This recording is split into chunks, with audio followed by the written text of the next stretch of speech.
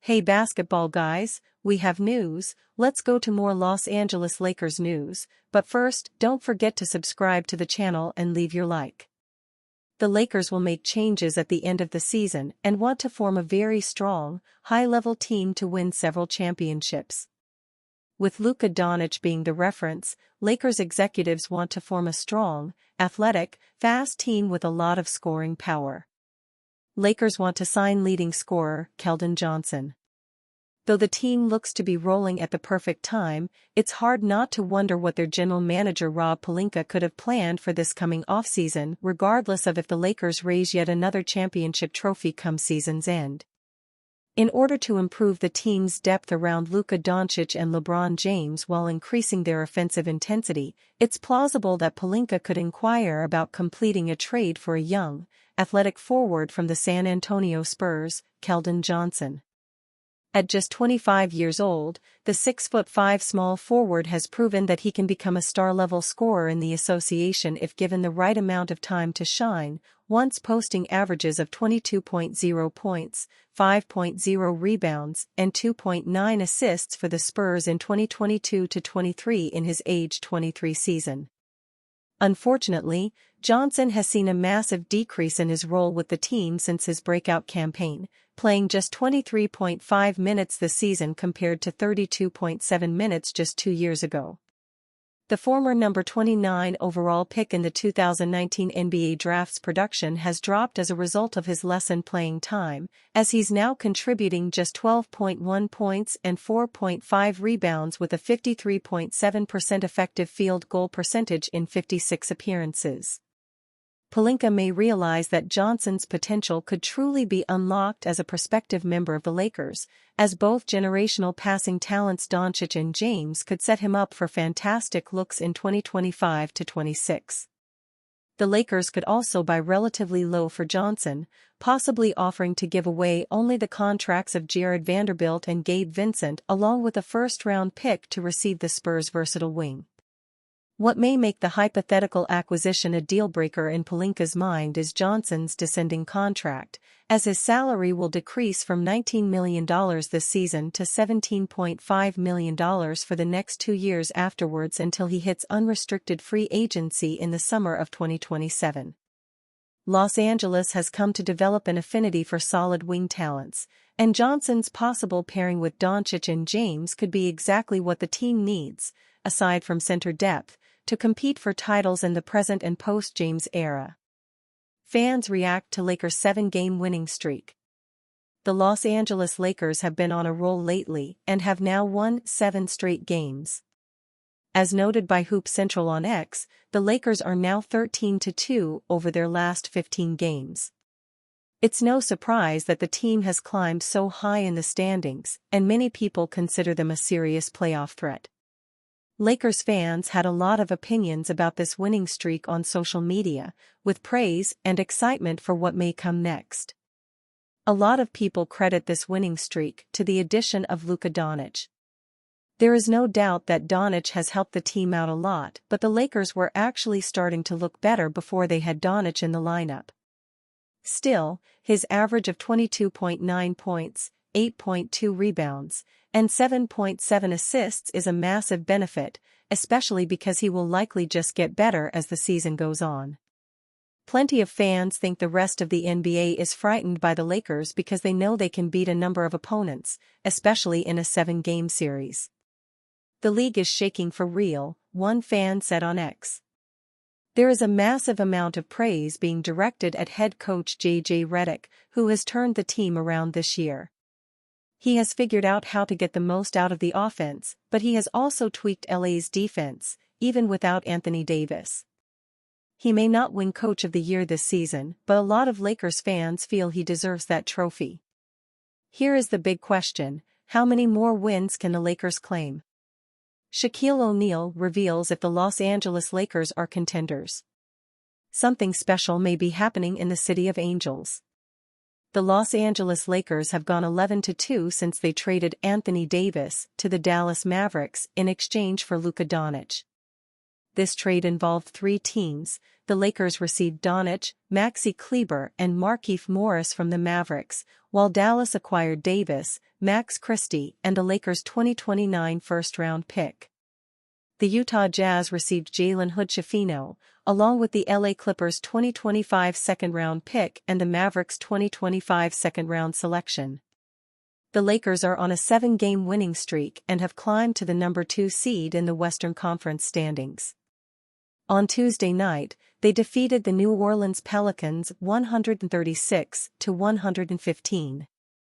After the game, Shaquille O'Neal from inside the NBA discussed whether the Lakers are now legitimate contenders. Lakers guard Luka Doncic, 77, and forward LeBron James, 23. As great as LeBron is, we all still think of him as a pass-first guy, O'Neal said. LeBron does not mind giving up the ball to a guy like Luka. He did it for Kyrie.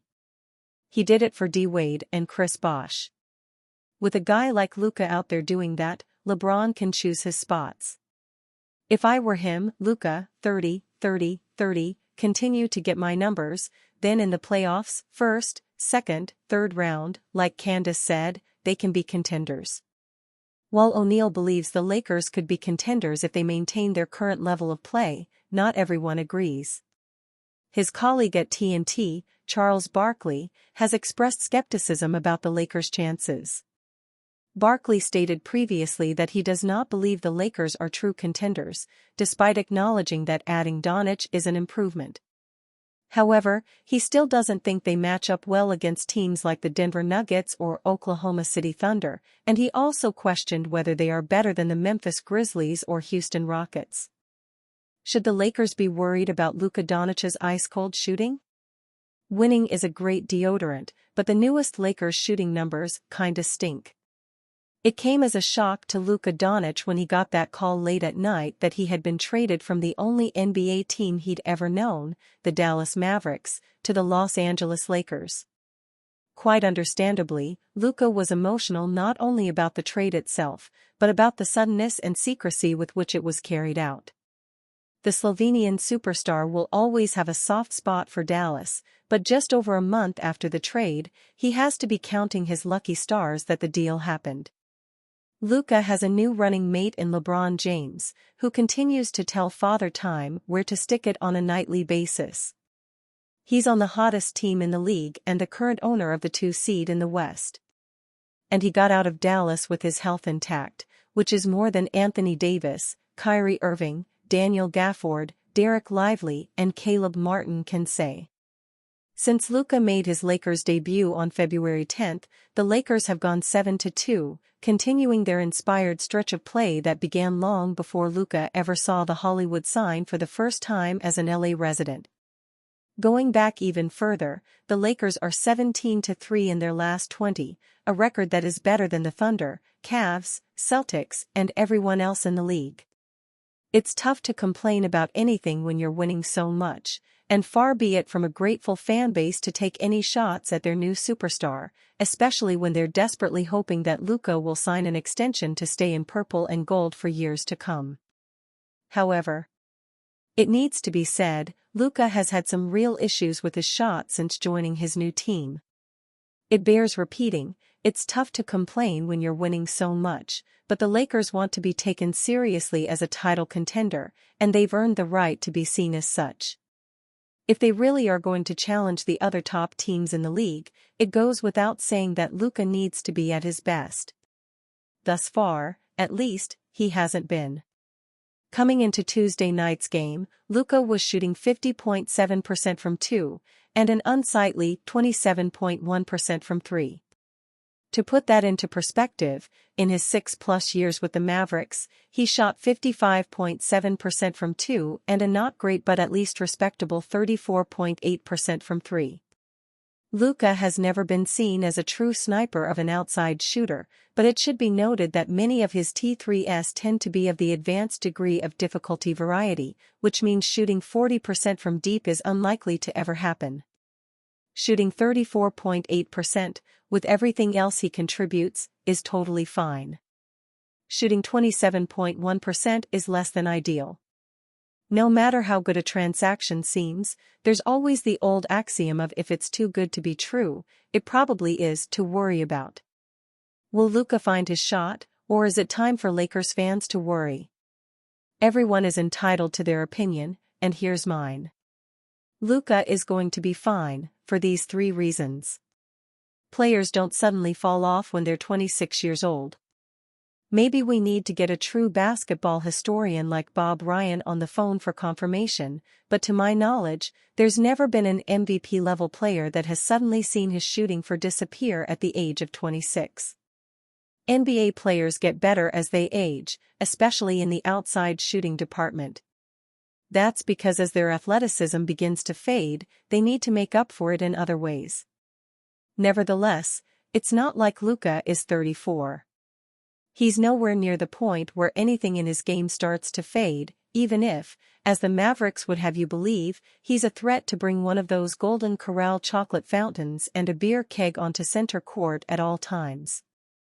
This reason doesn't even take Luka into the equation. 26-year-old superstars don't become bad players overnight. Don't overthink this. Luka has a whole new life to get acclimated to, and that takes time.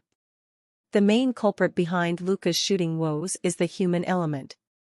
Imagine you were told tonight that you had to uproot your life and move to a new city over 1,400 miles away. I sit on my couch to write these articles, and if I had to plop down on a new one in a new city, I'd bet that the quality of my work would suffer for a little while until I got settled in. Luka had reportedly just purchased a new house in Dallas shortly before learning of the trade. He had teammates that he was used to playing with and a coaching staff he was used to playing for. He probably knew everything there is to know about the floor and rims at the American Airlines Center. Sure, he's played plenty of times at Crypto.com Arena, but always as the visitor.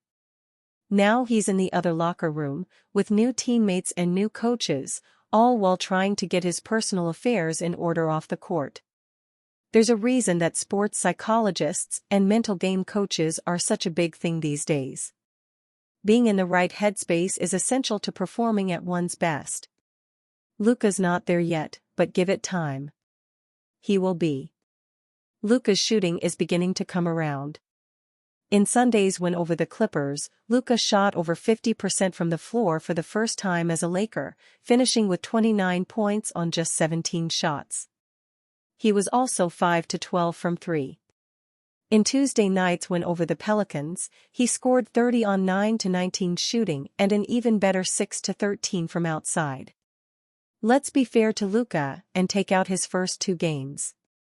Those were both before the All-Star game, and both had him playing limited minutes in his first return to the court since Christmas due to his calf injury.